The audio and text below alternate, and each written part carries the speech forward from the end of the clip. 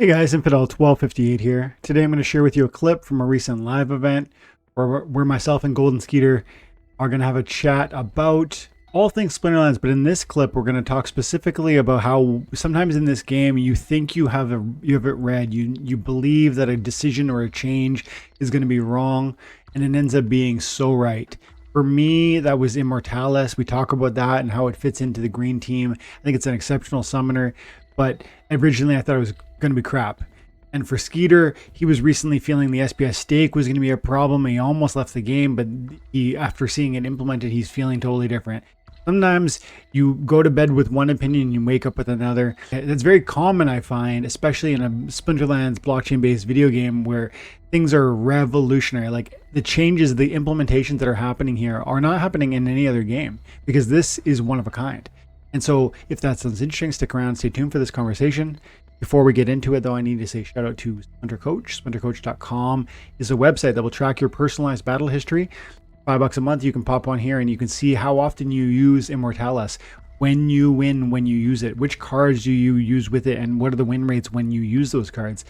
This card I thought originally was going to be really crummy before it was released. I remember talking to Gank because this is based on the Immortal Gods summoner. This is their summoner, and I just really thought Shatter had no place, and I didn't see how -1 heart was going to compare with, like, for instance, +2 speed on like a Kitty or a Yasik. But it does work, man. It really does, and it's not even niche. It's pretty commonly useful. So anyways, I'm really enjoying Splinter Coach. The data that they show is entertaining, plus it can help you get better. Check out splintercoach.com, $5 a month. Have an amazing day, guys. God bless. What's going on with you lately? You still playing all the time, or how's life? What's new? Yeah, life's been pretty good. I'm still trying to keep up consistent with Splinterlands. I find myself pretty busy in the summer months right now, but still trying to play at least a few matches every day. And yeah, I'm still really hopeful for Splinterlands. There was like that moment recently with the SPS staking requirements where I got a little bearish, but then I said I would take away my bids for like all these gold foils for brawls and stuff, and then I did for like a day, and I just put them all back up because, like, if prices are dropping, I want to get in on it. Yeah, that's funny that you say it that way. Things can turn so quickly, hey, because even with me, like for instance with I think about certain summoners that I like. The Immortalis is a summoner that when it first launched, I was like, oh, this is really underwhelming. And I thought it was downright bad. And I was one of the voices that was saying things like the new summoners that are coming out of Chaos Legion, the legendaries, are not even close to the best of the best from Untamed. And I still think that's probably true. But I'm no longer of the opinion that the Chaos Legion are subpar, and Immortalis specifically, I actually find it to be very successful for that green team. And it's just funny how you can have a very firm opinion one moment, and then you kind of give it a second. Maybe it's like you get a good night's sleep even sometimes, and you wake up and, things just look a little different the next day or the next week, hey? Totally. Yeah, when I first saw Immortalis revealed, I was like, wow, this card looks really good. Like, just from the void, pretty much. The void armor. I'm like, that is a very powerful ability, especially since ranged monsters aren't that prevalent. Pretty much sneak and magic. So I'm like, okay, if I can put up a sneak defense with like Queen Mycelia and a thorns in the back or whatever for the amplify, and I have the void and the Mycelic infantry up front who has the shield, then it seems like I'm covered on all fronts. Yeah. Or you just put up the force field tank and give him extra armor, and then you go full triage. Yeah, absolutely. And throwing a void on the slip spawn, you mean the force field slip spawn? Yeah. Man, the slip spawn gets a lot more. It's already a strong card. It's got a huge amount of hit points, but then you throw a void on that thing, and it's like good luck taking it down. Especially with the green team has about 2 or 3 or maybe even 4 triages, if I'm not mistaken. I'm gonna quickly search it. Yeah, I'm still missing the Uloth Dampier, but I rented them out for the last brawl and it had great success. Yeah, Uloth is a good one.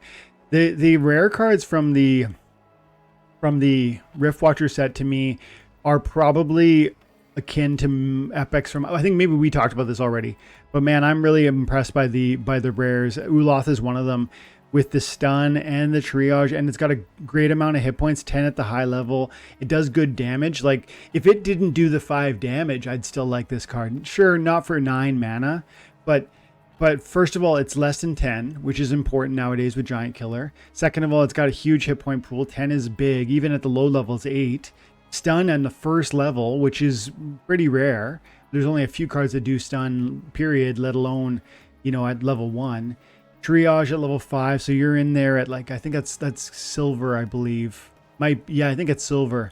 And so triage, man, and then like we just said, triage on the green team, there's Ulof, Dampier, Queen of Mycelia, Chimera Princess.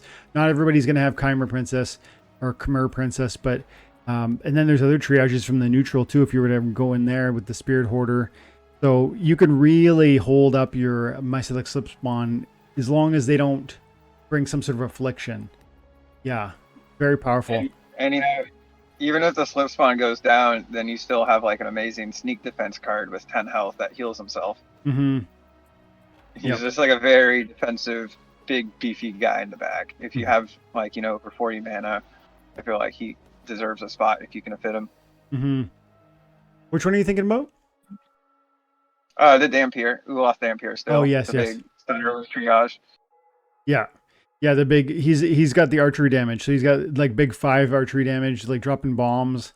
And then theoretically, you know what? We're just talking about the Immortalis within the context of that conversation. But you could make an argument that like cards like Uloth really give a lot of value to the other summoner from the green team, Bernhardt. Because when those archers can shoot in that first position, cards like Uloth, Dampier get quite juicy. I mean, it's a great card. It's got tank hit points, man. 10 hit points, and you throw a couple strengths. You got 12. You're healing 4 every turn. So I like the green team. But my point, I'm bringing all that up, is just I have had certain opinions where I'm like, I'm so convinced that, this card's not good. And then I just kind of get my hands on it, or that this change is not good. And then I kind of let it sit for a beat. And I was for the Bulldog proposal to use the DAO funds to buy DEC, because I really think that's going to propagate the flywheel and lock up a good amount of DEC. Plus, I think that's like a 15 or 20% appreciation that we can enjoy, because I do think we're going to return to peg. So it's like buy it below peg and enjoy it at peg. Plus, theoretically, we could sell to we could supply Splinterlands when they need DEC in the future. So I don't think it's going to be like necessarily a sell on the heads of our community. But then I was not for the second proposal, which was to buy Hive. So I mean, that was pretty sketchy. I don't know much about it, but then someone just in chat just called Hive like the stable coin in quotes, and I'm like, okay, yeah, that says enough for me. Exactly.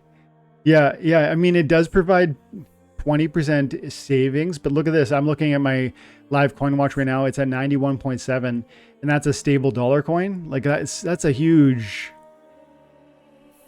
I mean, like all stable coins can vary, but I mean, 87 cents, 90. I don't know. It's really small volume too. Not all of it would be shown here, but yeah, I wasn't for that. So I mean, little changes matter for what I would approve of, what I would think, and where our heads are at. Paul, good to see you, buddy. Thanks for coming to hang out. Blaze, good to see you. And who else? Possibilis. Paul says go Possibilis. I'm a big fan of Possibilis too. I don't know what my data says on him. Do you use him very often, Skeeter? I use them sometimes, not as often as I probably should, but in like back to basics or like melee only, been trying to use them more. Mm-hmm. And I have bids out for now the gold foils for brawls, because I definitely have lost to them. And I'm like, wow, I really need that card, or at least need to be able to think of renting them. But I want to go back to the Uloth Dampier still. Yeah. I think that card has like even more room for like value appreciation, where he has his downside is he's got 2 speed or low speed or whatever at high levels. But if we get another aim true summoner, like a more balanced kitty that gives like maybe +1 speed and not tank heal, has cleanse or something, whatever. Yep.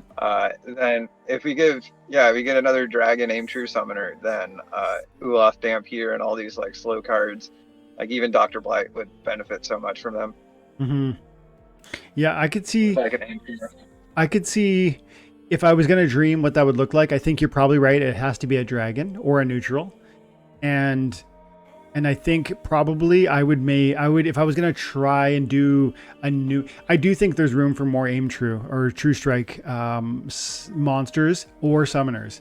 I think it's an interesting kind of niche moment when like sometimes, like for instance with Kitty too. Like sometimes slow goes first, but you'll still pick it because the aim true. And I think if you did a new summoner like that, you'd probably have to pare it down to probably just True Strike. I think that alone would have a niche versatility. And I think it would have to be Dragon or neutral though. Yeah, exactly. Like a 4-mana Dragon Summoner with True Strike would be very nice to counter Kelia and like the Nightmare Horse teams and any like super evasive teams, or there's an Enrage rule set and they're going to put out a Coral Lurker with 3 speed buffs. Mm-hmm. I want aim true.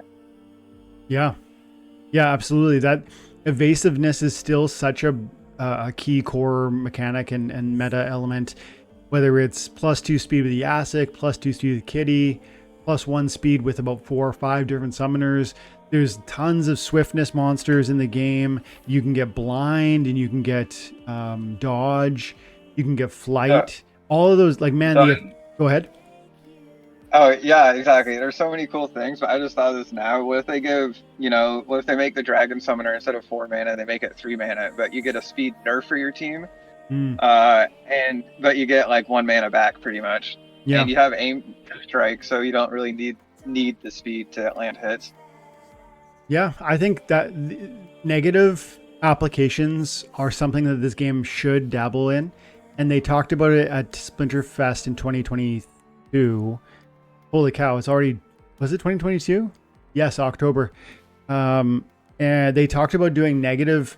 Actually, I think it was, if I recall correctly, it might have been Sai. I could be wrong about this now. Anyways, one of the community members came forward and asked, what about negative abilities on the different monsters? And you could picture somebody who had a ton of damage output, but somehow impaired its team. And I did a video one time talking about how Lord of the Rings Living Card Game has cards. There are cards that are really powerful from a lot of certain perspectives, but then they have a feature called Doom. And in this game, without going too far down this rabbit hole, Doom will draw more enemy attention to you whenever you proc that ability. So it's bad. You don't want to be seen by every enemy. You want to be kind of mostly under the radar.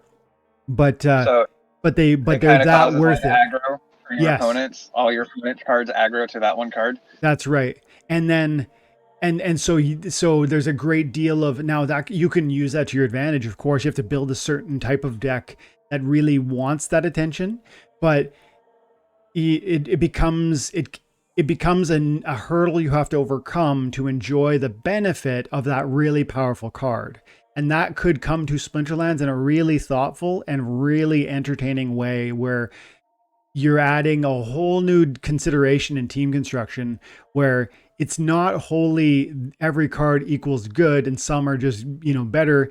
It's actually some are bad in Y context, but actually in X context, they just crush. And that seems to me to be like a whole new thoughtful level that we could touch on. Yeah, totally. Like I've heard from other like Hearthstone pros and Magic pros, and they always say the most interesting cards are the cards that have downsides on them. So you have to play around the downside and not just like, play your overstated cards all the time.